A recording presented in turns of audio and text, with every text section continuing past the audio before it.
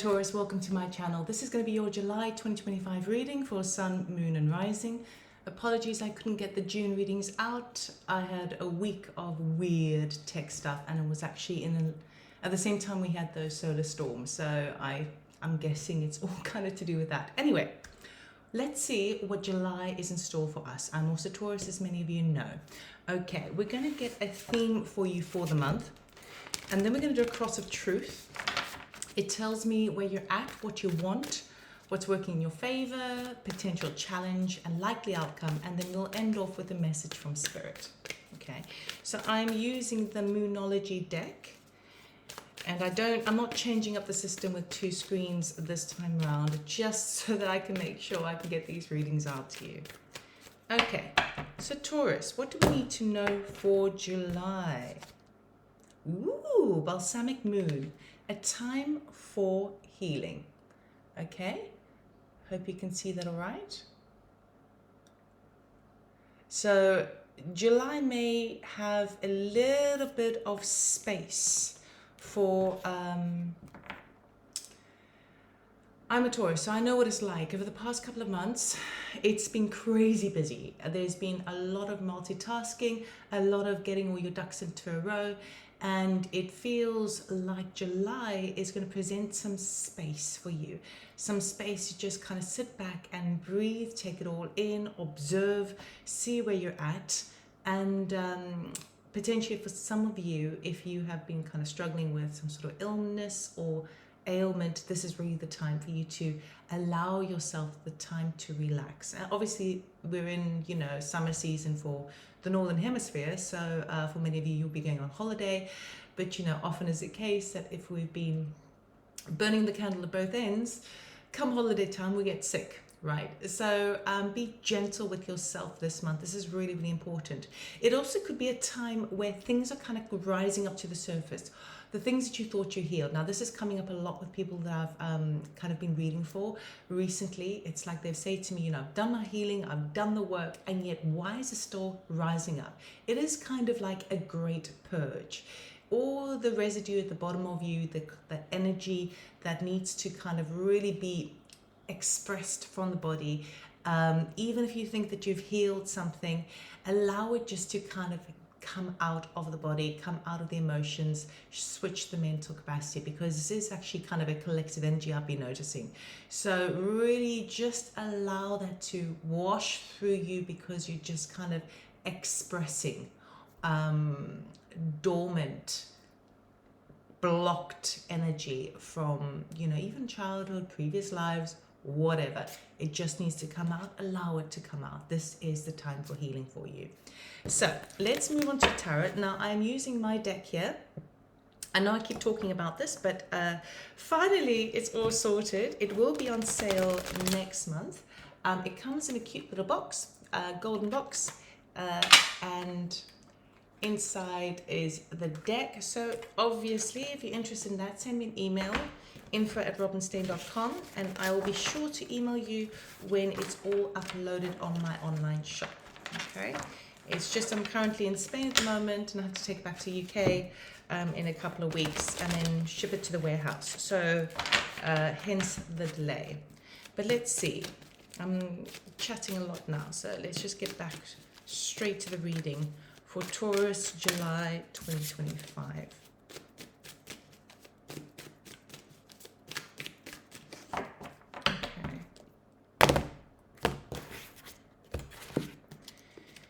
Okay, current energy, we've got the Queen of Cups. I'll go through this all in a moment. Desire, Ace of Pentacles, no surprise there. What's working in your favor is a Knight of Swords. The challenge this month is a Wheel of Fortune. Okay, we're going to clarify and see where all this is going. The outcome for the month, ooh, is the Sun. Very nice, Taurus. Okay, so, oh, and at the bottom of the deck, we have the Empress. And yes, this is all my own artwork. Okay, so you are starting off the month in a very kind of graceful period, graceful space with the Queen of Cups. The way I've depicted her is someone who's quite patient, is willing to kind of go the distance, emotionally speaking, and work from her heart follow her heart. Even so, she's not kind of bombarded with the brain. She doesn't have that kind of worry about, like, you know, head over heart energy. She's like, okay, I'm going to follow my heart. What is nurturing, most nurturing to myself? What is most nurturing to my loved ones, right? Your desire is a new start. Your desire is something, a new beginning that involves perhaps even some financial aspect, perhaps even, I'll put it this way rather, there we go. That might work. There we go. Okay. So the Ace of Pentacles is all about new beginning. A new beginning in money, something materialistic, something that you can nurture, perhaps a new garden that you want to kind of sow some seeds to get some harvest, anything that's kind of self-sufficient and lasts a long time. The Ace of Pentacles is a very kind of solid card because it is the most dense energy. So it's something that can really be implemented and integrated into our reality, and we see the fruits of our labor, but it does sometimes take a little bit of time. Okay, so you're out for the long haul here. Okay, what's working in your favor is a Knight of Swords. We got some good news coming in. It is Swords energy over here, so it is all about kind of a communication, technology, anything of the Swords energy, mental capacity, but it is communication because Knights are action orientated. They can also be messengers, but this is about kind of your desire. What's working in your favor is getting out there and communicating with many people as possible. Okay, we will clarify and get a bit more detail in a moment. Now the challenge is the Wheel of Fortune, so not so great, but we do have the Sun as outcome, so not all is lost, right? The Wheel of Fortune basically says that, you know, the wheel of time does spin. Sometimes we feel more fortunate, other times we feel less fortunate, and it could be that things kind of take a little bit of a lower dive before kind of comes back into balance. It can feel a little bit chaotic because we have all that kind of foam from the sea. So at present, this particular card is in rough waters, but in the distance there is calmer shores and the island. Okay, and it's also dark, it's nighttime, meaning that you can't always see that clearly, so things could kind of shift in one way. Because it's a Wheel of Fortune, it's a major arcana, it feels like it could be bigger than you, right? It's not necessarily your personal life, it could be the world at large that's causing this little shift backwards and forwards. And I mean, we know these kinds of things are happening at the moment and likely to get a bit more haphazard. Okay, but the Wheel of Fortune does say there is calm waters on the other side, things will move back into balance. It's just presented itself as a challenge. The outcome for the month, fantastic. The most positive card in the deck is the Sun. Okay, so the Sun talks about abundance, it talks about illumination, it talks about having that spring in your step, right? Sunshine, needing, I mean, we've had those loads of solar flares as well, so it could be that if there's a bit of darkness, I don't know about what's happening with eclipses at the moment, but if things seem a little bit dark, 3 nights of darkness, that sort of vibe, then the Sun will breathe its bright light soon. So it feels to me that anything that kind of feels a little bit chaotic over the month of July, feels to me like it's short-lived, and then the Sun is going to come in and maybe even some more solar flares. I know we're getting a bunch more solar flares on between the 20th and the 22nd of June. I'm actually recording this on the 18th of June, trying to make sure that I can get these readings out to you. So the solar flares, it could be something that actually shifts things back into balance after a wobbly phase. Okay, let us clarify. So that kind of, those energies kind of seem a little bit big,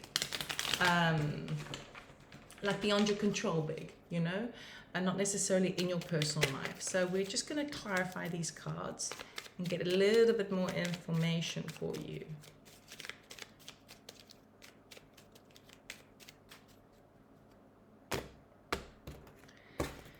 Okay, under the Queen of Cups, we got the Six of Swords, lovely. Under the Ace of Pentacles, the World, nice. Knight of Swords, we've got the Six of Cups, Wheel of Fortune, we've got the Hierophant, yep, as I thought. And the Sun, we've got the Five of Swords. Okay, so Queen of Cups is clarified by the Six of Swords over here.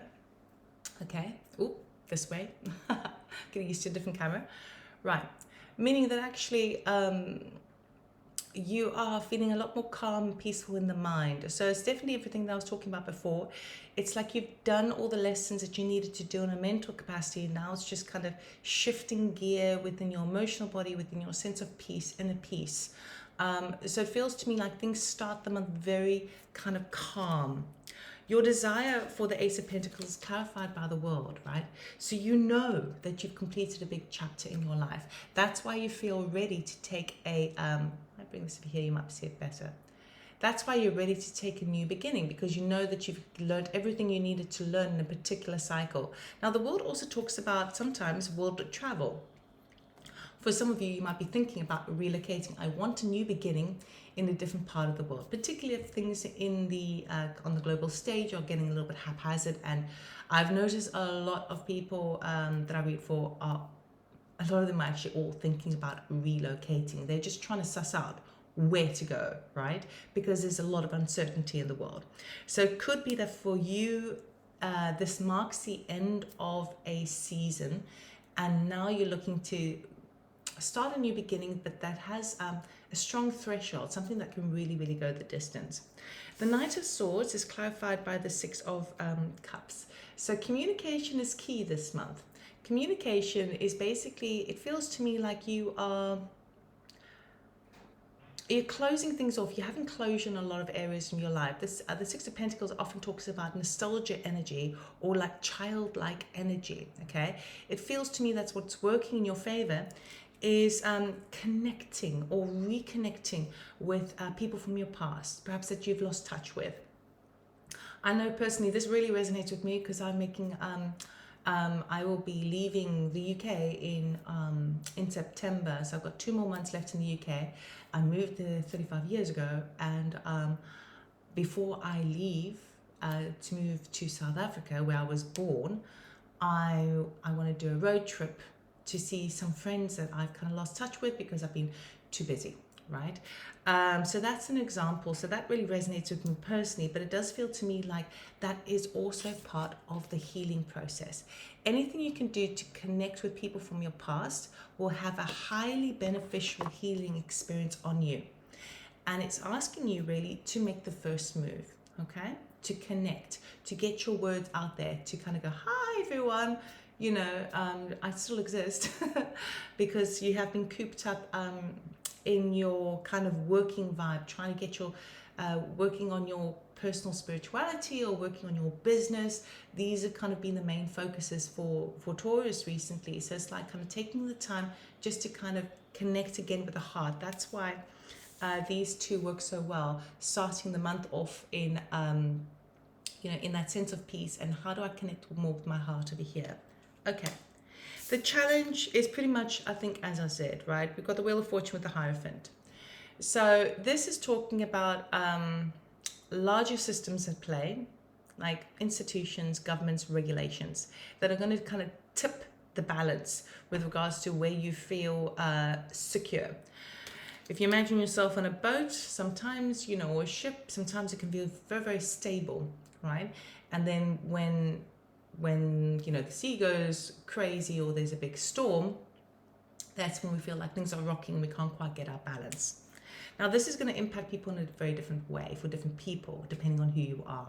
For some of you, the rocky turbulence of the month of July is going to challenge your sense of spirituality and where you find your inner peace and how to maintain your kind of your balance, regardless of what rockiness is out there. For others of you, it will be more of a practical level of certain regulations that come in that you don't feel on board with.